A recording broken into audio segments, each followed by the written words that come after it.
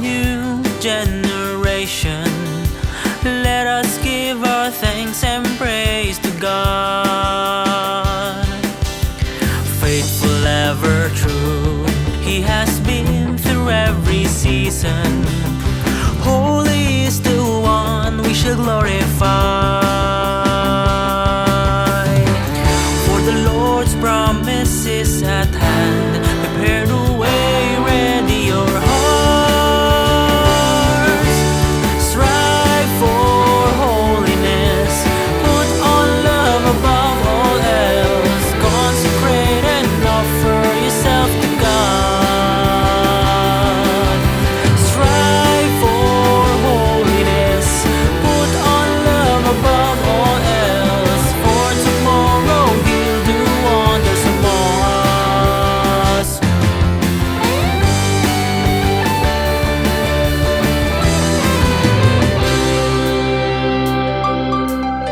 Whatever comes our way, be courageous, be firm in faith. Keep our eyes on God, we shall overcome. Put on a humble heart, He walks with us all through this journey.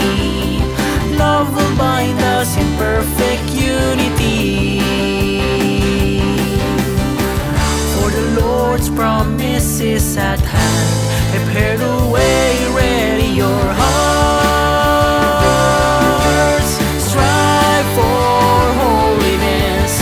Put on love above all else. Consecrate and offer yourself to God.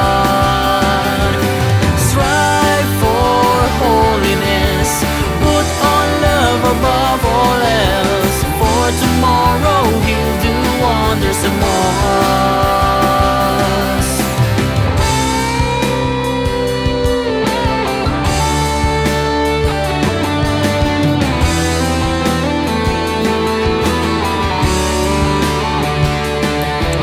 A living God is with us, performing His unfathomed wonders. Our hearts' one desires to be holy. A living God is with us, performing His unfathomed wonders. Our hearts' one desires to be holy. Strive for holiness.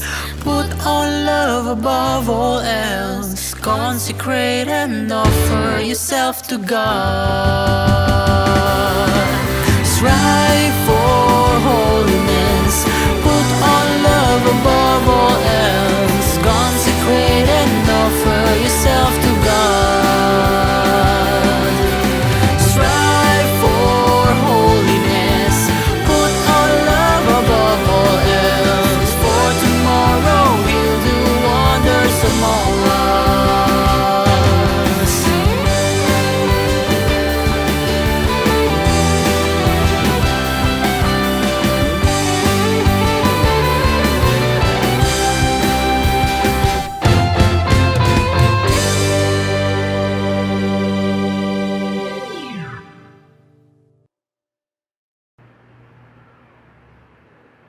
Good evening po sa inyong lahat, mga brothers and sisters. Sana po ay nasa mabuti po kayong kalagayan dyan sa inyong mga bahay at mga kinauupuan. Welcome to our talk number 5. Before we proceed to our next part of the teaching, ako nga pala si Brother Ronald Cruz from CFC Mangaldan Chapter. Nais kong ipakilala sa inyo ang aking butihin, maganda at ever-dashing sister wife, Karen. Sister wife, pwede bang batiin ang ating mga brothers and sisters na kasama natin sa ating teaching night ngayong gabi? Thank you naman sa aking brother Habi na sobrang galing sumunod sa script. Kidding aside, good evening. Naimbag arabii, sa labit si kayon amin mga brothers and sisters who are here with us tonight. I hope we are all doing fine despite the quarantine protocols we are facing right now. Brother husband, may we greet also the CFC leaders who made this talk possible. Magandang gabi po! Brother Habi, alam mo ba na napaka-relevant ng topic natin ngayong gabi? Indeed, Sister Wife, sigurado ako na makaka-relate ang lahat ng magiging topic natin ngayong gabi. Kahit ako, I am excited to listen to our speaker has to teach us tonight. Nasasabik na ako at namimiss ko na ang mga ito. Tama. Sa totoo lang, Brother Husband, the past 4 talks were also very interesting. Para sa akin, malaking tulong ang pakikinig ko sa mga nakalipas na talks dahil they were all about dealing and understanding different Christian emotions. Nice mo bang magbigay ng recap, Brother Habi, patungkol sa nakaraang talk? Yes, Sister Wife.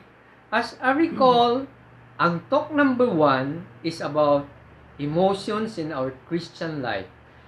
Sa talk number 2 naman, it is all about Christian love and human desire. While sa talk number 3, it's all about true and false humility. Okay, so tayo ay nasa ikalimang teaching night na at papalapit na tayo sa ating huling talk. Noong nakaraang teaching sa talk number 4, our speaker, Brother Toto Juan, talked about guilt and repentance and how God wanted us to admit our wrongdoings without condemning ourselves. At hindi nagtatapos dyan, Brother Habi. Of course, we must also ask for forgiveness and learn how to repair our wrongdoings. Correct ka dyan, Sister Wife. Kaya naman, hindi na natin patatagalin. Ang ating topic for our talk number 5 is about an emotion we are all familiar of. Ano ba na yung emotion na yan, Brother Habi? Ang topic ng ating talk for tonight ay tungkol sa righteous and unrighteous anger. Talaga namang interesting yan, Brother Habi. Kasi alam naman nating lahat na ang galit ay isang natural emotion. Brother Habi, alam ko natural emotion. Oo, tama. Kaya kung nagagalit man ako sa'yo, pagpasensyahan mo na. Kaya it is demanded to be felt. Pero ang hindi natin alam ay kung paano i-handle ang emotion na ito. Yes, correct ka dyan, Sister Wife. At iyan ang pag-uusapan natin ngayong gabi. Excited na akong makinig, Sister Wife. So, let us begin by summoning the presence of the Almighty Lord through an opening worship led by ever-dedicated spiritual servant, a loving father, a husband to Sister Gina, my idol. So let us welcome Brother Ernie Biagtan, the chapter head of Mangaldan CFC, accompanied by the CFC Mangaldan Music Ministry. Good evening po, brothers and sisters. Before we start our praise and worship, we ask the Holy Spirit to be with us and work in our hearts tonight. Brothers and sisters, let us praise and worship the Lord by singing, Lord, I lift your name on high. Shine, Jesus, shine, and you are my God.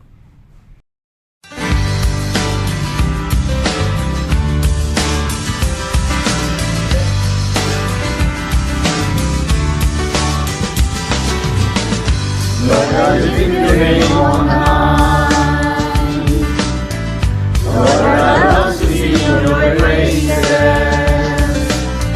I'm so glad you're in my life. I'm so glad you came to save us. You came from heaven to earth to show the way from the earth to the cross.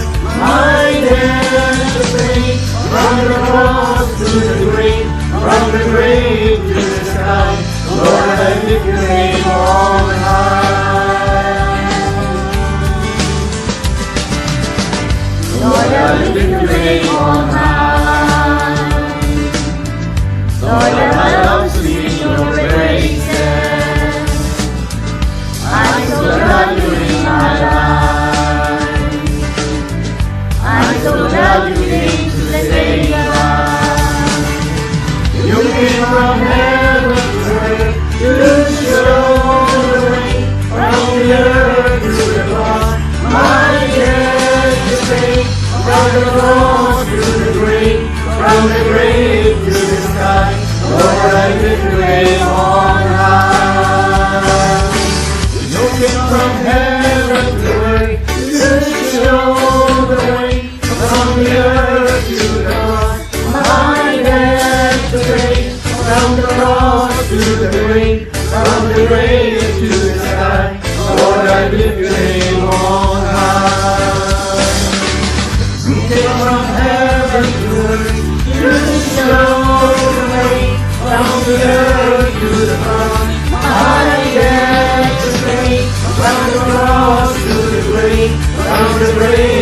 the sky.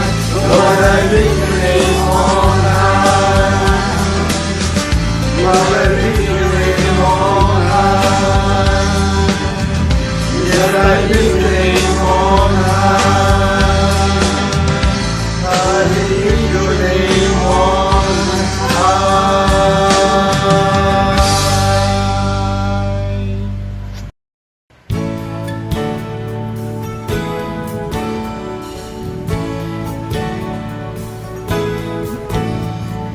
Lord, the light of your love is shining in the midst of the darkness shining.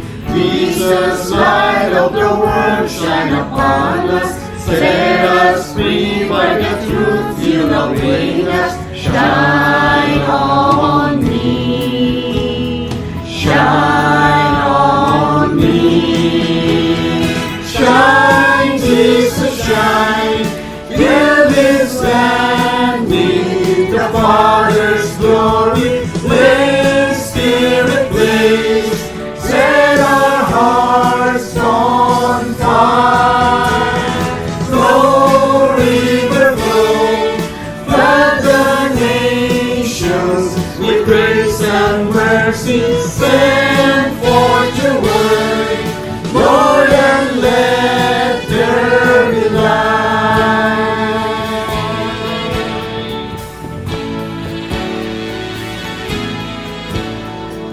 Lord, I come to your awesome presence, from the shadows into your radiance. By the blood I re-enter your brightness. Search me, try me, consume all my darkness. Shine on me. Shine on me. Shine, Jesus, shine. Fill this land with the Father's glory. Let Spirit blaze. Set our hearts on fire. Flow, river, flow.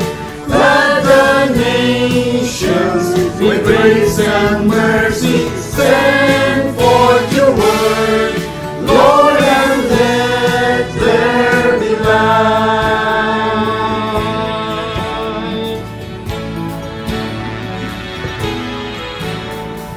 As we gaze on your kingly brightness, so our faces display your likeness, ever changing from glory to glory. Mirror, merely our lives and your story. Shine on me. Shine on me. Shine, Jesus, shine. Fill this land with the Father's glory. Blaze, Spirit, blaze. Set our hearts on fire. Flow, river, flow. Flood the nations with grace and mercy. Send forth your word, Lord, and let there be light. Jesus, shine. Fill this land with the Father's glory. Blaze, Spirit, blaze. Set our hearts on fire.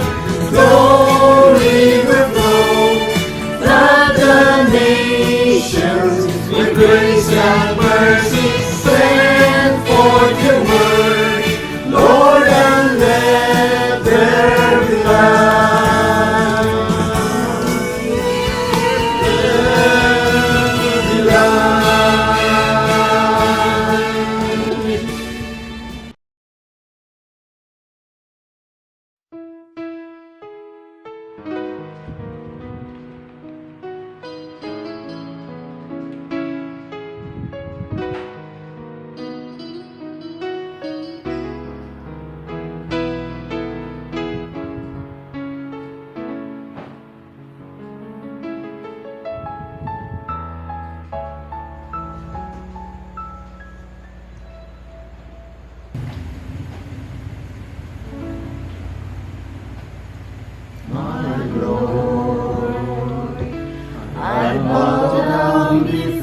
you, singing with joyful praise.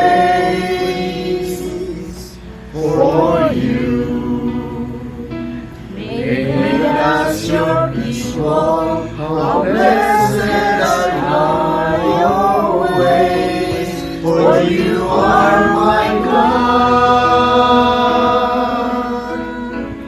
Yes, you are my Lord. Oh, praise and thanksgiving. Your love and kindness shall last for all time. All my praises I will give to you.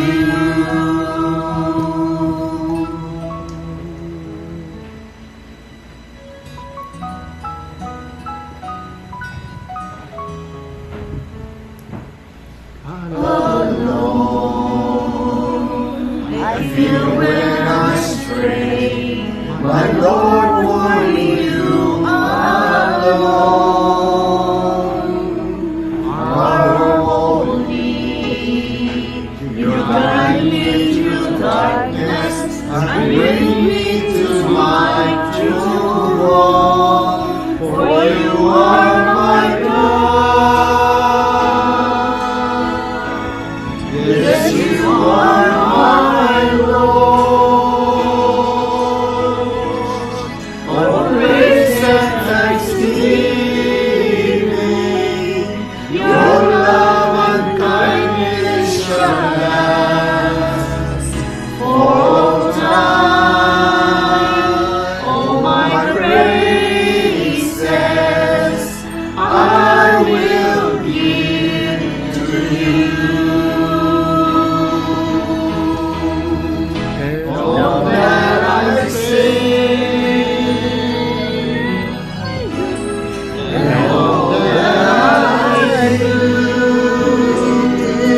today, I will do for you alone. For you are the carry on. For you are my love.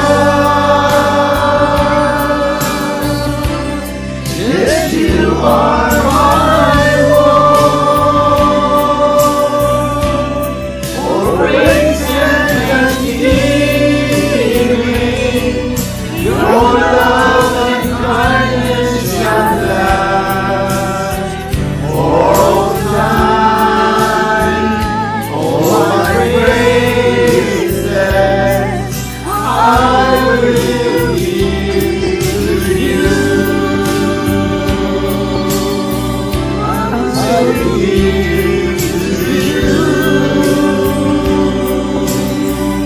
I will give to you.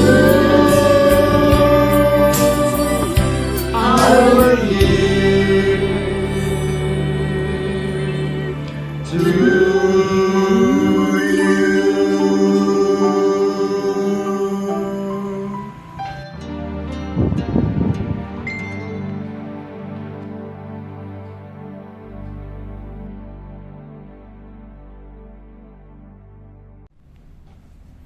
A reading from the Holy Gospel according to Luke, chapter 9, verses 43 to 45. And all were astonished by the majesty of God, while they were amazed at his every deed. He said to his disciples, "Pay attention to what I am telling you. The Son of Man is to be handed over to men." But they did not understand this saying. Its meaning was hidden from them, so that they should understand it. And they were afraid to ask him about this saying. The Gospel of the Lord. Thank you, Lord, for all the blessings, for the food which continue to nourish our bodies, for the shelter which keep us warm and protected, for all the material and spiritual things which keep us going in our trying times. Thank you for keeping our families safe from harm and diseases, especially in time of pandemic. Thank you for keeping the CFC community intact, for giving us the opportunity to conduct this teaching, and for giving us the strength and courage to be your instrument in spreading your word. Thank you also for our health workers who work in the front lines in our battle with the pandemic. Continue to protect them and give them the strength as they rest their lives in providing health services, especially to those who have been victims of COVID-19. For this, we praise you and thank you. We lift up to you, Lord, those people who are suffering from COVID-19 and other diseases. Heal them, Lord, and always give them strength and hope in their path to recovery. For those who have succumbed from COVID and other diseases, guide their souls into your kingdom and provide hope and courage for their families, relatives, and friends that they have left.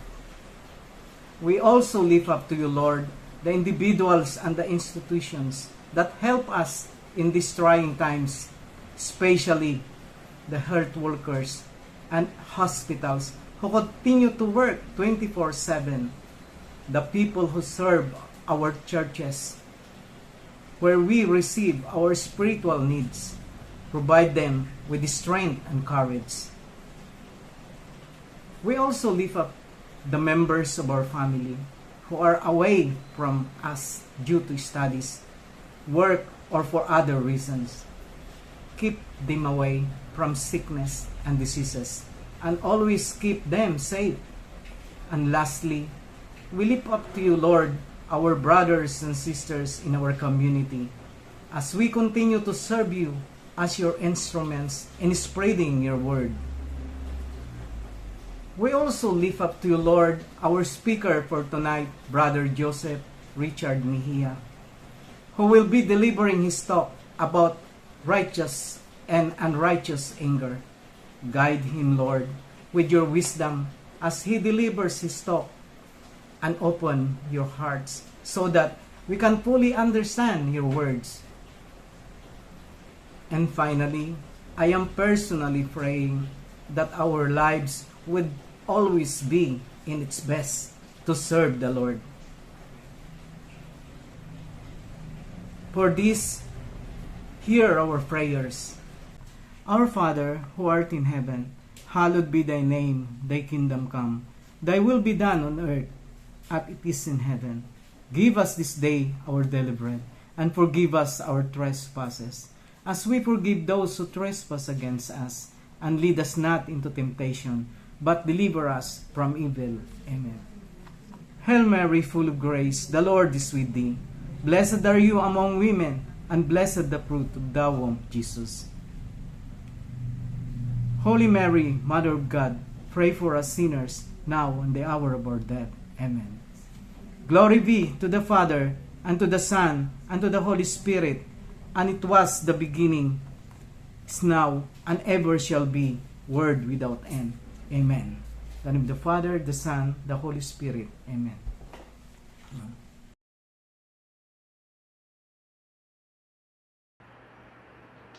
Maraming salamat, Brother Ernie, for today's opening worship. We definitely felt the presence of our Lord tonight. And I hope this shining presence will light and guide us through this entire teaching night. Sister White, Yes, brother? alam mo ba na hindi ko mapigilang ngumiti Oh. at sumaya kanina habang nagdadasal at pinapanood ang ating mga brothers and sisters from the CFC Music Ministry? Bakit naman, Brother Habi? Kasi nakita ko how powerful the love of our Lord. And this is through the gifted talents of our brothers and sisters. Despite the limits posed by the pandemic, nandito pa rin tayo, patuloy na nagsisilbi sa ating Panginoon. Correct. So, tama, Brother Habi. O siya, hindi na tayo magpapaligoy-ligoy pa. let's move to the next part of the teaching by introducing tonight's speaker.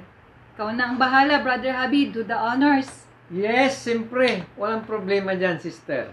Our speaker for tonight is the Dean of School of Graduate and Professional Studies in one of the biggest institutions here in Pangasinan.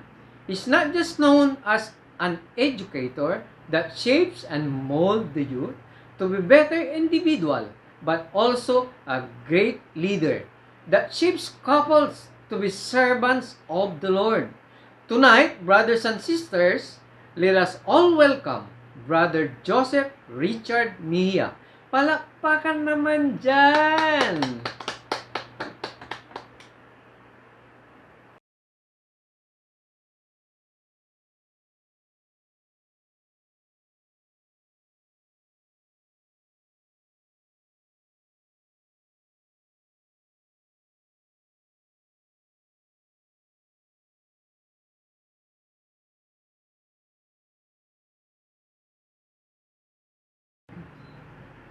Maraming salamat, Brother Joseph, sa napakagandang teaching mo ngayong gabi.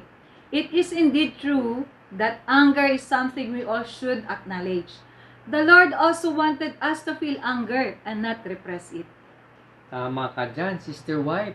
Sabi nga ng talk ni Brother Joseph, ang galit ay isang natural na emosyon at ito ay binigay ng Diyos bilang isang paraan ng pagtugon sa mga pagsubok na kinakaharap natin. Kagaya ngayon, even God and Jesus gets angry at times. This means that we are all capable of showing anger without committing sins.